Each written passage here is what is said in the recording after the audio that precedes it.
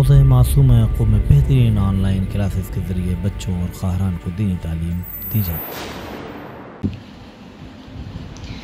اعوذ باللہ من الشیطان الرجیم، بسم اللہ الرحمن الرحیم۔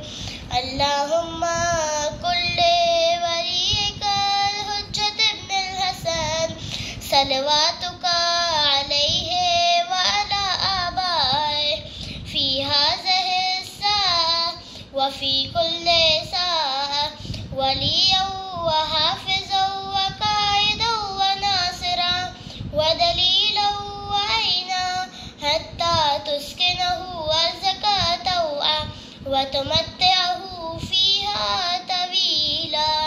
اللہم صل علی محمد وآل محمد وعجل فرجہ۔ حاضرین محفل، سلام علیکم ورحمۃ اللہ وبرکاتہ۔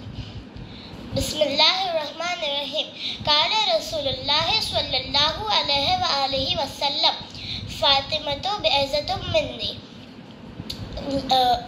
حضرت رسول خدا صلی اللہ علیہ وآلہ وسلم فرماتے ہیں فاطمہ میرا جز ہے، یعنی رسول خدا صلی اللہ علیہ وآلہ وسلم اپنی بیٹی کی عظمت کو بیان کرتے ہیں۔ فاطمہ میرا ٹکڑا ہے، جس نے فاطمہ کو خوش کیا اس نے مجھے خوش کیا، جس نے فاطمہ کو ناراض کیا اس نے مجھے ناراض کیا، یعنی رسول خدا صلی اللہ علیہ وآلہ وسلم تب خوش ہوگے جب بی بی زہرا خوش ہوگی۔ ہم بی بی زہرا کی عظمت کو سمجھنے کی کوشش کریں گے۔ بی بی زہرا کی زندگی کو 3 حصوں میں بانٹا گیا ہے۔ سب سے پہلا حصہ پیدائش سے شادی تک کا ہے، دوسرا شادی کے بعد امام علی علیہ السلام کی زوجہ بننے کا، اور تیسرا اپنے بچوں کی ماں بننے کے بعد کی زندگی۔ سب سے پہلے پیدائش سے شادی تک کا حصہ ہے۔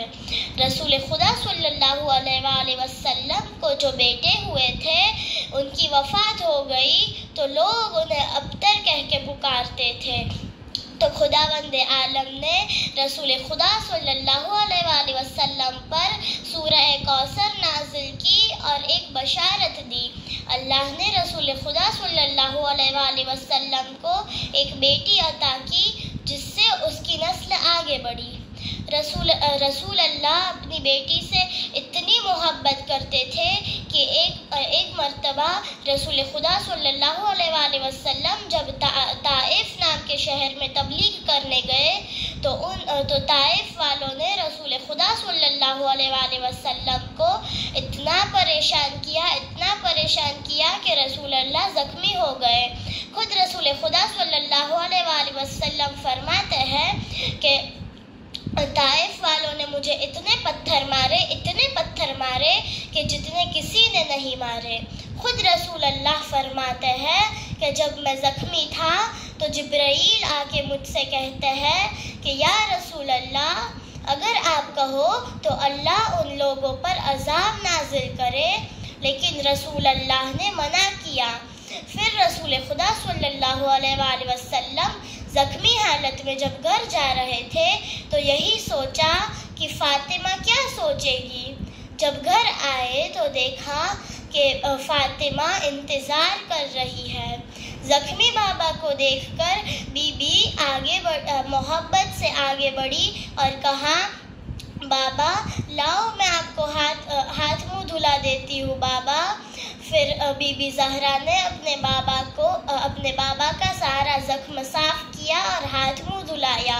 اتنی محبت کرتی تھی کہ رسول خدا صلی اللہ علیہ وآلہ وسلم نے بی بی زہرا کو ام ابیہا کہا کہ تم باپ کی بھی ماں ہو۔ دوسرا حصہ امام علی علیہ السلام کی زوجہ بننے کا ہے۔ بی بی زہرا امام علی علیہ السلام کے گھر میں پیوند لگے کپڑے پہنتی تھی، چکی چلاتی تھی اور فاقے بھی رکھتی تھی، لیکن کوئی شکایت نہیں کی۔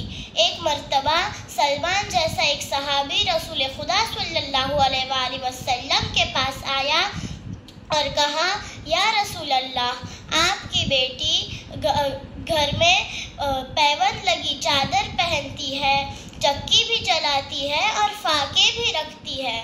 آپ کی بیٹی کو تو سونے کی کرسی پر بیٹھنا چاہیے۔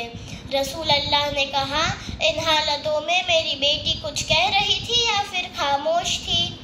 تو کہا کہ ان حالتوں میں آپ کی بیٹی کی زبان پر بس ایک ہی جملہ تھا، وَمَا عِندَ اللَّهُ خَيْرٌ وَأَبْقَىٰ، یعنی دنیا میں جو چھوڑ رہے ہیں اس کے بدلے آخرت میں جو ملنے والا ہے وہ کئی گنا زیادہ پائیدار اور رہنے والا ہے۔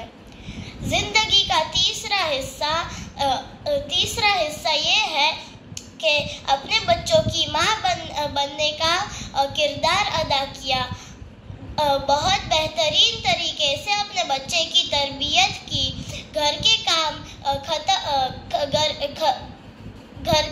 ادا کرتے کرتے اپنے بچوں کی بھی بہت اچھے سے تربیت کی، اور اسلام کو حسن و حسین اور زینب و ام کلثوم جیسی اولاد عطا کی جس نے اسلام کو بہت اچھی طریقے سے بلندی عطا کی۔ یقیناً بی بی زہرا ایک بہترین بیٹی، بہترین زوجہ اور بہترین ماں کا کردار نبھاتی ہے۔ یہ بی بی ہمارے لیے نمونہ عمل ہے۔